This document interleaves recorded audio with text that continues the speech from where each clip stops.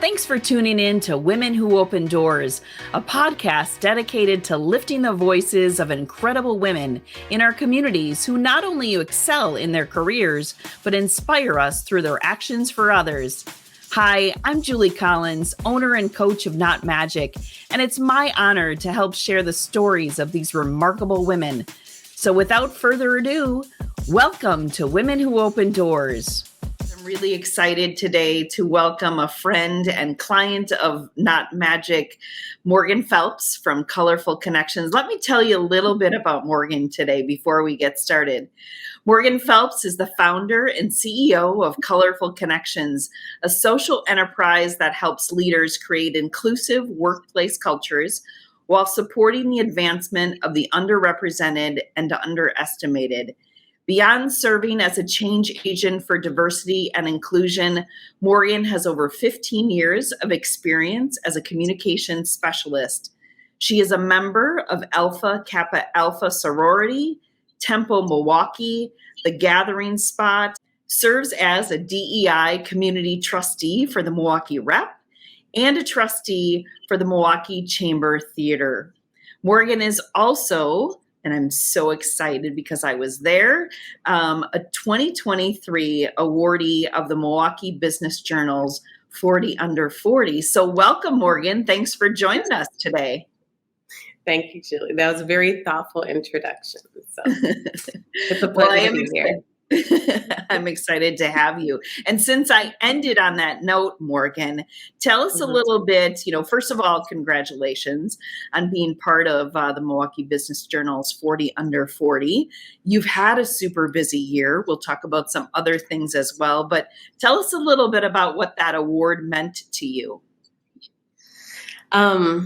Thank you, Julie. And also that's a good question, I guess. Overall, it was, in terms of what the award meant to me, it was a little bit of validation, I guess. Not that I'm doing anything different, but from the business community, in that perspective for, starting and running an early stage company, growing in my career in this way and as a business owner. And I think the work that we're doing in the DEI space is really disruptive work. It was helpful validation that we're doing good work, headed in the right path, and being recognized for that. And personally, it was, I think, a bit of a boost as well of, yes, like, this is good. Yeah. Well, that's great. You are doing great work. So why don't you tell our listeners a little bit more about what helped you start Colorful Connections? What was the impetus for it? And just a little bit about you starting the business. Sure. I'll try to be succinct. Because truly, when I started Colorful Connections, I did not intend to start a business. And I know that I say that a lot, but it was not my objective. My objective at the time, I was working in the communications and PR industry in Chicago. I had a lot of experience working within the agency world in particular as well. So you have a homogenous environment and a very cutthroat type a workspace as well, and culture. And I was pretty sick and tired of being one of the only people of color on the client side and doing what I was doing. And at the same time, I was running an organization for women of color in the industry in Chicago and hearing a lot of conversations about advancing DEI. And we want to find diverse candidates, but they're not out there. And I'm like, I'm running a group with, a few hundred of us who supposedly aren't out there. So I started there in terms of it being a disconnect and a communication gap is what I saw it as. Supply, demand, here's a group of people over here, here's a group of people over here, how do I help connect them? Coupled with that, I was in a lot of conversations and a lot of work within my agency at the time on improving internal DEI efforts and initiatives. And at that point, it was pretty early for any company to be talking about this, but we were trying to figure it out. And I played a significant role with that and was noticing a lot of politics that were getting in the way of making an impact. And that some of it were indirect comments, microaggressions, a lot of lip service, a lot of gaslighting, and some explicit, verbatim, well, not verbatim, but some explicit conversations and feedback where I knew that change needed to happen from outside, or change agent was needed from outside to create change within. So between that, and again, from my perspective of how to improve communications between two different audiences, two groups, that was where my early stages started, the early stage of development for Colorful Connections started.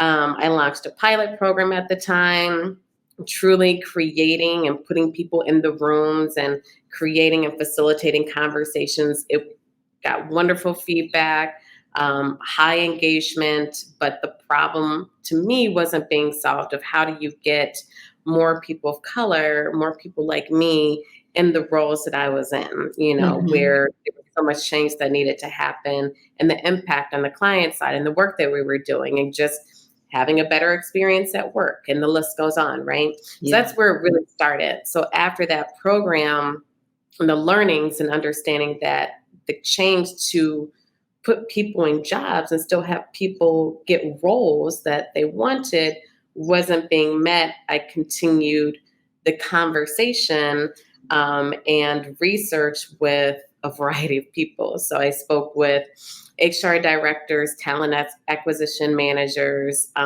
anyone on the other side of the table and that other side of the conversation that I wasn't as familiar with. I knew my story, I knew my journey, I knew a lot of the challenges from professionals who were trying to enter workplaces and trying to get these positions, but I didn't understand the challenges and barriers and perspectives of those on the other side, of those who are speaking to us, trying to find us, helping to manage difficult situations within the workspace.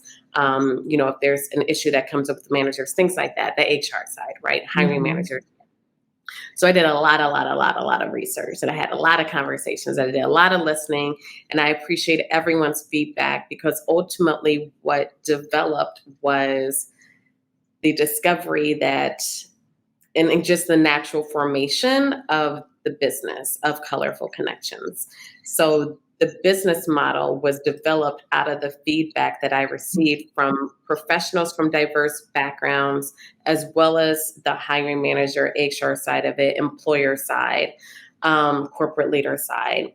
So I had my business model from there, and I then started tapping into the startup community to understand what does it look like to actually launch this idea that I seemed so happy to try to, continue moving forward. It's like, right. Okay. And I started pressure testing it in a sense, just with feedback from people who ran their own staffing agencies, recruiting firms, accounting. I received a lot of input from industry experts, and I was truly, Julie, looking for a no. And we're working, in the industry, still hiring managers in their roles. If this existed, would you use it? Would you buy it? And I had, again, a lot of conversations looking for a no. In addition to poking holes, and what I got was yes, this idea will work, and this is what you can do to improve it. And here's someone else you should talk to, and here's another perspective that might help round out your plans or whatever, fill in a blank. Yeah. So I didn't get a no. So I just kept going, and I guess this is where we are today.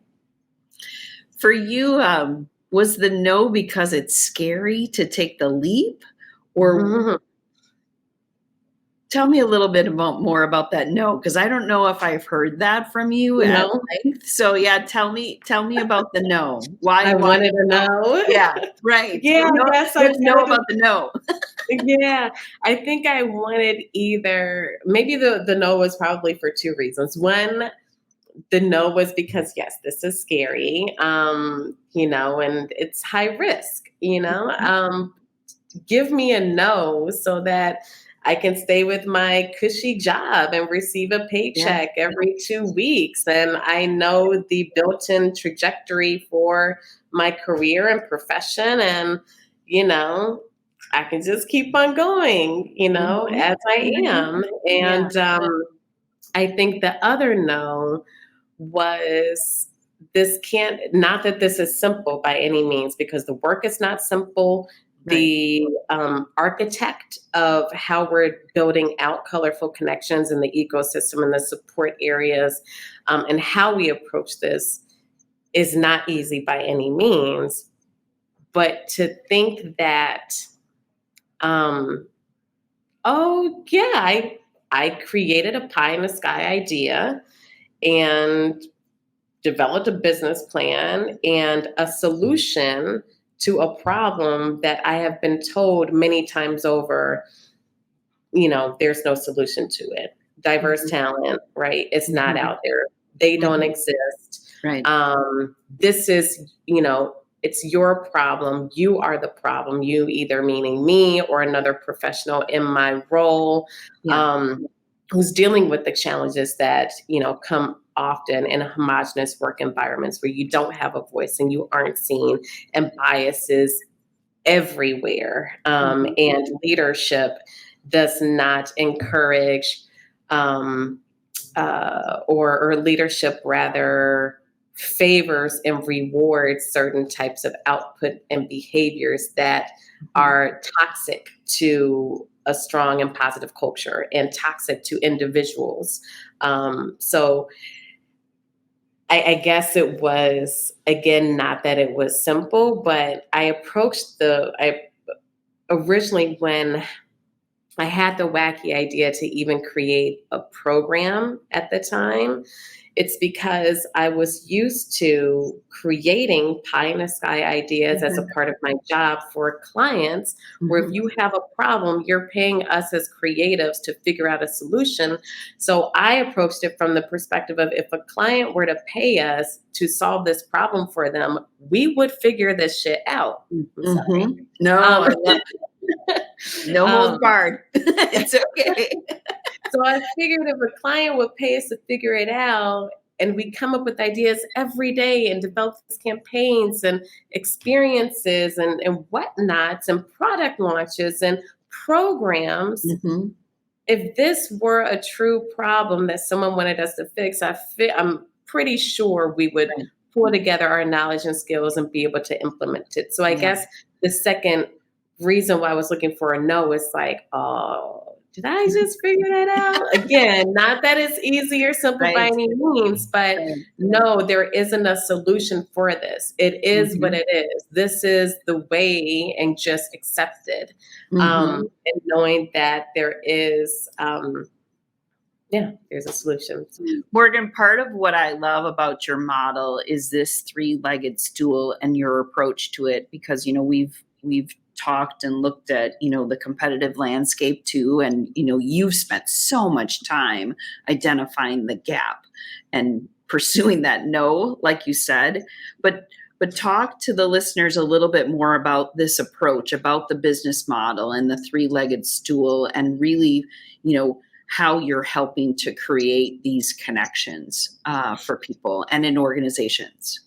The idea started with, I thought when I was launching Colorful Connections, as many organizations do, that I just needed to help people get jobs. Again, I just needed to help this group communicate and find this group. And then once I match them, then they have jobs and everyone's happy. But clearly that's not the case. And also from my own experiences, I know that Mhm. isn't the case. Just helping someone land a job doesn't do anything for either party, either group. So the attract pillar. So the three-legged stool, the pillars, and there are actually four pillars to the three-legged stool. It's attract, retain, grow, and what has developed is sustain over the past year. That's the fourth pillar that came about. So attract is attracting diverse talent, retaining your key talent and people, growing it with an inclusive and intentional plan, and then sustaining the work.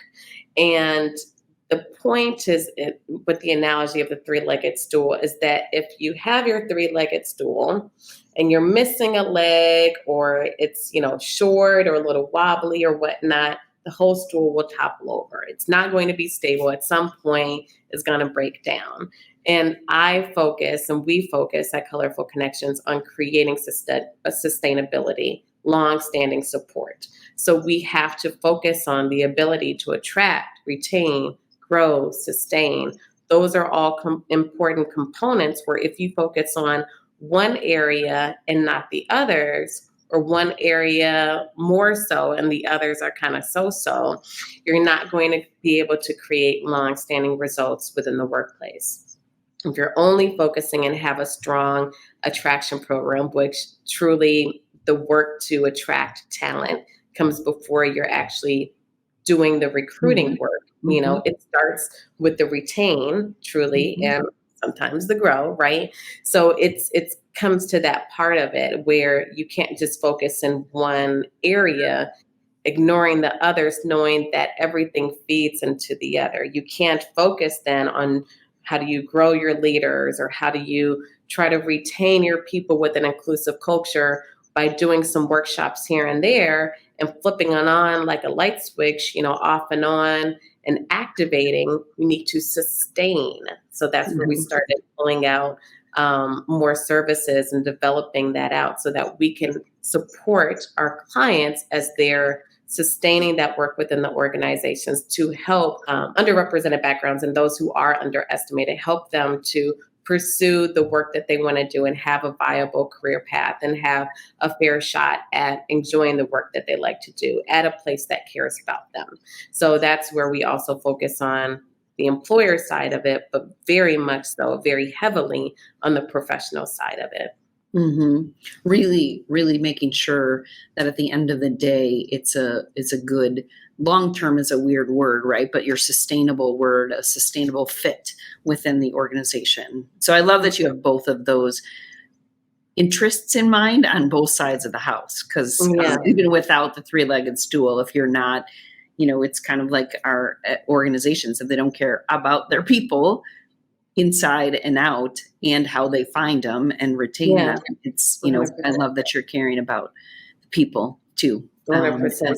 Well, I started the desire again for Colorful Connections came out of wanting to help professionals again from diverse backgrounds, underestimated, underrepresented. We don't get the support that others might actually get. I'm always having to have found myself needing to work twice as hard, 3 times as hard. You're not having that advocate or support.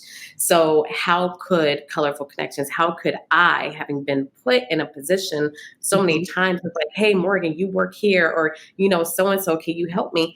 I was still frustrated and being in a role in a position where I wasn't truly able to help advocate for them because I lacked a certain type of power or influence. And ultimately, to create that change on the other side, again, it only works so much for me to be able to connect people to opportunities for roles, so the impetus and the desire is to help, people like me. But to do that, I have to work with employers and understand that side of it, where the barriers are, how to create that change, and then ultimately what's needed. So Colorful Connections was developed for kind of like personal therapy, I guess. People like me, to create change, you need very much so to pay attention to that other side of the table. Well, it's a bigger purpose too. And I think organizations that have a bigger purpose in mind will also help their own team, right? They'll help their own team in terms of their, commitment to the mission of the organization. Mm-hmm. So talk a little bit about then what you've seen in the market, since you did so much up front, and you're a continuous learner. You're always telling me about the class that you're in, or what else you're doing, or what else you're taking, or teaching this class. So talk to me and talk to us a little bit about also some of the changes that you've seen in the dynamics, right, with both employers and people that are, searching the talent. Has there been changes? Which ways do you feel like the wind is at this point? Just to see where I'm kind of trying to see where the differences might be to where you started to where you're at today in the market. Sure. So starting out, I launched Colorful Connections in the fall of 2019, which means I was doing a lot of the research, planning, piloting, and whatnot. Up until then, I even tried to launch with the tech platform first, and that did flop. I don't know if I shared that with you before. No. So I launched it in the fall of 2019 after I had quit my 9 to 5. There was a different process for making that decision. And I did that. And in the fall of 2019, started rolling it out. Yeah. The big leap. The big leap. Yeah. So at the time, when I launched Colorful Connections, I would say from the employer perspective, because that's who ultimately is paying for it. That's how we make revenue, right? From employers who hire us for our services. From that perspective, there was interest in the DEI space. And I use DEI, by the way, more so as a universal acronym or language. Because everyone has, especially right now, there's developing or evolving acronyms, language, references on how people and how organizations are personalizing this work in a meaningful way to their organizations, justice or accessibility, equity, right? But DEI at the very least is universal, where everyone understands what I'm saying. So that's not to ignore the work that needs to be done in the justice space, for example, but just, universal language. So that said, at the time, employers were open to DEI, but it was very much a nice to have or something that was seen as nice to do. Was it critical? No. Some organizations, I would say, were a little bit farther ahead in making strides and already starting to incorporate DEI with their business strategy, their goal planning, incorporating it from a staffing perspective, just truly starting to pull in and walk the talk of it's not just nice to do for business, but it's important to our business. Once 2020 hit and the global pandemic changed all of our lives in so many different ways, the conversation that I was having was, we don't know if, whenever we will have this conversation again. DEI is not important. This is not critical. This is something that we are not paying attention to. So as quickly as I had launched Colorful Connections, I was pretty sure it was going to shut down. And then happened the tragic murder of George Floyd. And society changed, and corporations, corporate leaders started understanding a little bit more differently that they weren't quite sure what, but they knew that this DEI thing was something that needed to be activated. Yeah. How? I don't know, but we need to figure out something. And that's when the climate and the conversation started changing and picking back up. So truly, I think on June 1st, I started getting so many calls of, hey, we need you to come in for workshops, or we want this assessment and plan. And they wanted all the things right away.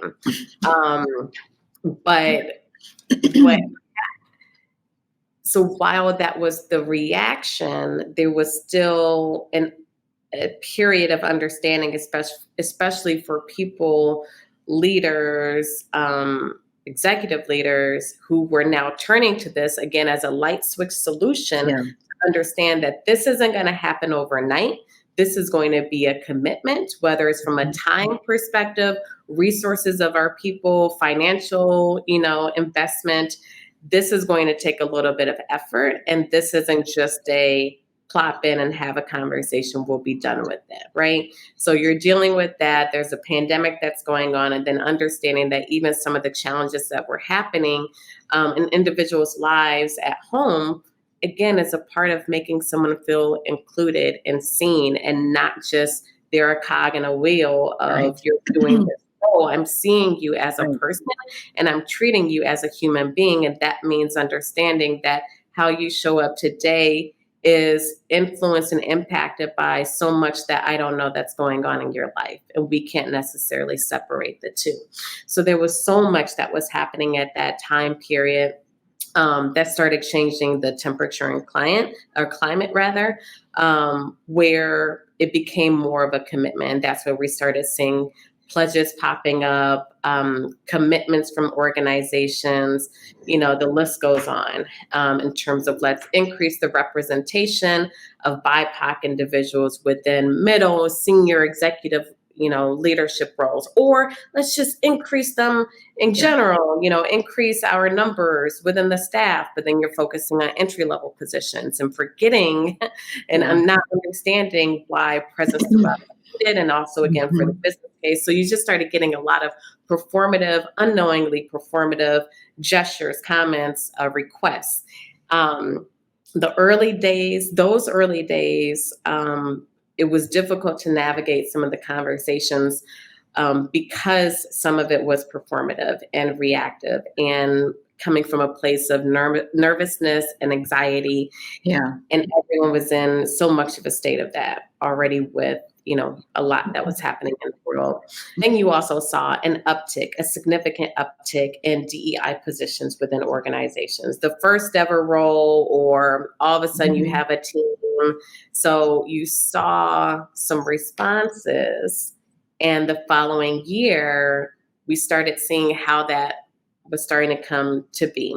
Some initiatives were large. Foundations were formed, right? So you have the scale. You have large enterprise companies, Sony or McDonald's, whoever, who are doing hefty investments, programs. Even in the startup scene, you're having investors who are starting these funds that are focused on, supposedly women like me. So you're seeing this. And then you started seeing the rollout of it in terms of, okay, you're going to launch this. How is this really going to come to life? You started seeing some positive traction. Yeah. But then I think as time started moving forward, which is, I still think the period that we're in, you're really starting to see and assess, is this truly a commitment, or is this performative? Is this, again, something that people are turning, off and on like a light switch because it makes sense right now? People are asking for this right now. This is the trend. This is the expectation right now. And who's really moving forward because they care about this and understand the true impact of EI within the workplace and how it can benefit organizations. Throughout this time as well, there has been a lot of I think the market on the service and the solution side of things has changed. Yeah. So what I've seen is, you're seeing some tech platforms and apps pop up. And again, when I first started Colorful Connections, I tried to launch first with the technology, with the platform to literally, connect candidates and, like a search tool that could connect people that way. And the human side of it is so critical to this work. And it's such the missing component where the technology does not work by itself. There's so much that goes into it and around it. Yeah. So it was beneficial for me to start as a service-based organization and build the technology around it. So what I've seen is a lot of consultants pop up out of nowhere. And some of them are doing side work. They have a DEI related position within their organization, and now they're doing some public speaking here and there, or doing workshops here and there just for side money. I've seen a couple of recruiters that now say they do diversity recruiting, but what they do is go on LinkedIn and they profile, or they, make judgments based on someone's name. And that's what the extent of diversity recruiting for them. So there's some innovation on the technology, side of things. And there are some tools and software that is helping, to minimize bias. So there's been an increase in that. But over time, so essentially the marketplace has become a bit more cluttered as the DEI industry is continuing to form and evolve and understand what it is, and organizations and leaders are trying to understand, how do you integrate this? You understand how the natural flow of business has always been and how you got there today. Now you're integrating something called DEI. Is that something different? Is that enhancing your current work? What does this mean? And for the organizations who are trying to do it right, how do you do this in a meaningful way? So there's now a lot of what I call like DIY type of resources that have popped up, where leaders or individuals rather, are trying to find either freebies because they have small budgets, and they're trying to figure out how to do more with less. They're also getting pressure, to make an impact potentially, but they don't have the right type of support. So this is how they're going to get creative. And they're, for newly established roles and positions, individuals in those roles for new DEI managers are at a disadvantage, I think, because from an organizational perspective, you're saying, hey, I created a whole role and position. So whatever this person makes, 80,000, 90,000, whatever, this is my investment. I now have a person who can focus on DEI. Go ahead, make that change. And it's like, no. Yeah, it's one person. It doesn't work like that. It's one person. And it doesn't work like that. So then they're in a position again of trying to figure out, where do I get the support that I need as I'm developing these plans? Where do I get the support that I need to facilitate workshops? I don't get additional budget.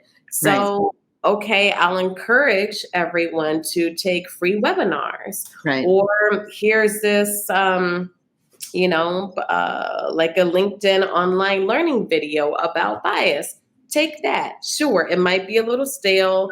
It might feel cookie cutter, but at least it's better than nothing. And I'm sure something might make sense. And this is something that seems like it should be okay. But when you're looking at, those resources, the freebies and the quick DIY solutions, are they truly making an impact? And that's sometimes where there becomes a little bit more of a challenge of, even if you have access to it, and even if you are participating in these free webinars, even taking the investment for a full-on assessment, if you're not doing the work and if you don't have the resources, again, to sustain it or to continue making an impact within the organization's policies, people, it's just going to fall flat and you're not going to be truly successful. And then you're seeing DEI or an individual, like a DEI manager, is being unsuccessful when truly they're not set up for success, nor are they equipped with what's needed, nor is your organization equipped.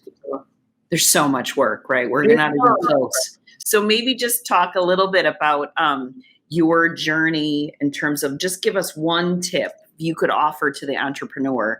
So not really about your business, but about what's one tip, what's one bit of advice that you would give to somebody that's thinking about taking the leap like you did? I would say it is to intentionally build out your support system. My support system, because there are early adopters, right? There are early adopters. I'll believe in your idea. I'll believe in you. And there are some people where it's like, nah, I need to see some momentum, some traction, whether it's from the client standpoint or again, from your personal support system. And I would say that you shouldn't assume that the people around you will be your support system, that they will, and it's not that you're looking for people who just say yes, you don't need yes people, but those who can help you. There will always be so many. I mean, it's a roller coaster of a journey. You will always have challenges that you're working on and working through. And there will be moments that you're like, why did I do this? But you need the people around you to help you move past those difficult moments, and to know and to remind you that this is a part of the journey, that you're doing the right things that you should be doing, and provide counsel to help you get through those difficult moments, the strategies to overcome it, or the thinking that's needed. So I'm not just saying this because it's your podcast, but everyone needs a Julie. You know what I'm saying? You're cute. Thank you for the compliment. I will receive that. So thank you. Good. I hope you do. Because especially in there are things in your personal life as well as with the business that are going to be difficult and present challenges as an individual, as a leader, but then also someone who's starting something from nothing. Yeah. No, you can't actually assume that your family, that your spouse, that your natural mentor, that these people who are in your current immediate circle and support system are going to understand or are going to be there to support you with this new venture. Yeah. You should also get a therapist. Amen. Amen. Yes, the therapist is critical in this system. Legit. So that business coach again, you need mentors. People who have been in it a bit. I'm blessed to have been accepted to a few accelerator programs and incubators, and those are also wonderful to just have cohorts who are either in that same journey phase that you are in, so that it's not just you, and get some real-time feedback and learnings from what they're doing. CEO groups and roundtables, I think, are also valuable as well. So the support system and different levels of that are critical. Yeah, super critical. Yeah. Well, I want to definitely continue the conversation for our listeners and for them to explore more about you. So share with our listeners where they can find Colorful Connections so they can hear more about you or see some of the wonderful work you're doing. How can they find you? Sure. They can go online, colorfulconnections.com. You'll be able to find us on Instagram, LinkedIn, Facebook, email, but all of the information can be found on our website. You'll find my email address on there. So go to our website and you'll be able to reach me, reach us. Awesome. Well, thanks, Morgan. Thanks for spending time with me. I always love spending time with you. So thank you so much for all you're doing for our community as well. You are making an impact. I know it's been tough to work through all the challenges of being a business owner, but it's really, truly a beautiful work, the beautiful work that you're doing. So thank you for doing it. Well, thank you. Thanks for listening. We hope you enjoyed this episode as much as we have. Are there inspirational women leaders in your life? Recommend them for this podcast by emailing me at jcollins@knot-magic.com and telling me why they're the perfect person to be featured. And please leave us a review on Spotify, iTunes, or wherever you find your favorite podcasts to help us share these amazing women with others.